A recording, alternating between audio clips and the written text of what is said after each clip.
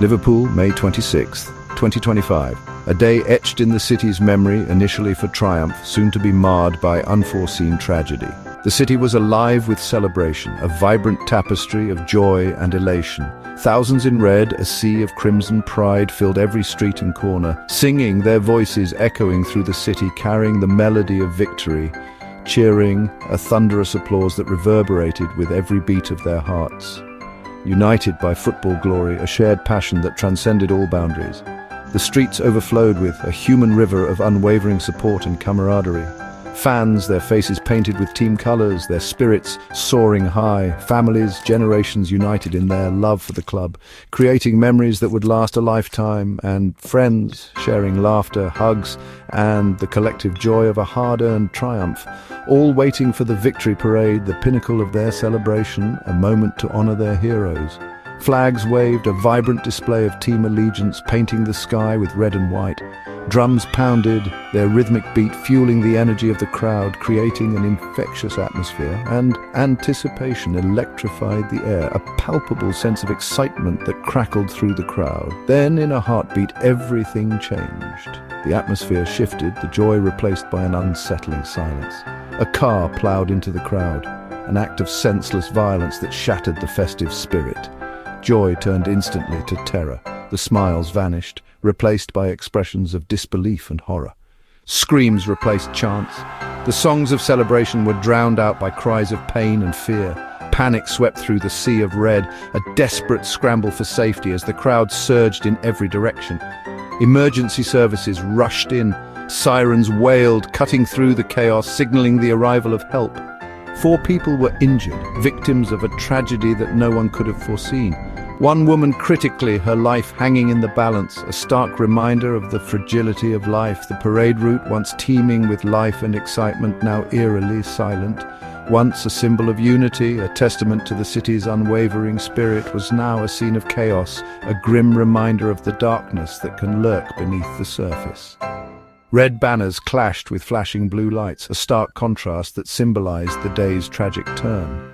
The city's pride was shattered by tragedy, leaving a wound that would take time to heal. Questions echoed, unanswered, hanging heavy in the air. How could this happen? Who was responsible? The search for answers had only just begun. Liverpool, moments ago united in joy, was now united in shock and fear, grappling with the aftermath of a day that began in celebration and ended in despair.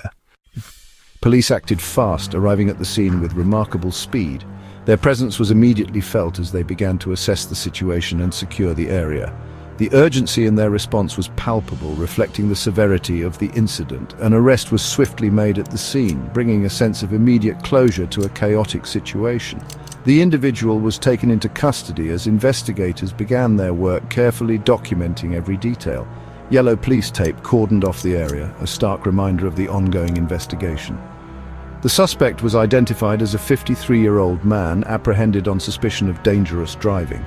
The charges stemmed from the erratic and reckless manner in which the vehicle was operated, posing a significant threat to public safety. What surprised many observers was how quickly police released specific details to the public. A press conference was held and a formal statement was issued, providing an unusual level of information in the early stages of the investigation.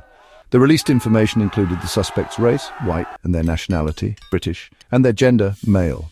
This level of transparency, offering such specific details so early, isn't always standard practice for law enforcement agencies, especially in sensitive cases where the release of information could potentially compromise the integrity of the investigation or prejudice potential jurors. Was this rapid disclosure intended to quell emerging rumors and anxieties, or did it inadvertently spark even more speculation and concern among the public? Police were quick to insist that the incident was not terror-related, a statement aimed at reassuring a nervous public. But the unusual speed and specificity of their initial statements raised eyebrows and fueled skepticism among some observers. Oddly, and perhaps most concerningly, they later admitted that they hadn't even definitively confirmed if the arrested man was in fact the actual driver of the vehicle. The rush to inform the public seemed to have significantly outpaced the thorough verification of the basic facts of the case. Some observers openly wondered if the narrative surrounding the incident was being shaped too quickly, potentially at the expense of accuracy. Usually, authorities tend to hold back certain details during ongoing investigations to avoid premature speculation and potential misinterpretations. In this instance, however, the opposite approach was taken, with a seemingly unprecedented level of disclosure. This unusual transparency, rather than clarifying the situation, ended up fueling even more questions and doubts about the investigation. The police communication strategy itself and the rationale behind it quickly became a significant part of the story. Was the public being genuinely reassured with factual information, or was this an attempt to distract from potential underlying issues or missteps in the investigation? Videos of the crash spread online within minutes, igniting a firestorm of speculation, outrage, prayers, and theories flooded social media. Was it a tragic accident or something more sinister? The internet split. Some trusted the police, others saw echoes of past European vehicle attacks. Memories of Nice, Berlin, and Barcelona resurfaced, fueling suspicion. The lack of clear answers created a vacuum filled by wild narratives. Comment sections became battlegrounds of opinion. For many, the method, a car in a crowd, was enough to trigger fear of terror. The official line clashed with public anxiety. The city's pain was magnified by digital division. Online sleuths noticed more rooftop figures in tactical gear, snipers, perhaps spotted before the crash. Was this standard security or a sign of prior warning? Theories multiplied. Palestinian flags in the crowd drew attention, adding political undertones. Some saw solidarity, others tried to link it to the incident. Doubts grew about the suspect's identity. Did he match the police description? Discrepancies, real or imagined, fueled mistrust. The official story seemed incomplete to many. Each new detail, snipers, flags, suspect doubts, deepened the sense of unease. The search for answers only led to more questions. As debate raged, claims of censorship surfaced.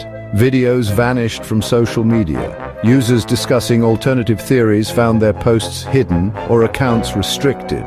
For skeptics, this was proof of a cover-up. Was it moderation or suppression of uncomfortable questions? The more content disappeared, the more suspicion grew. Frustration mounted.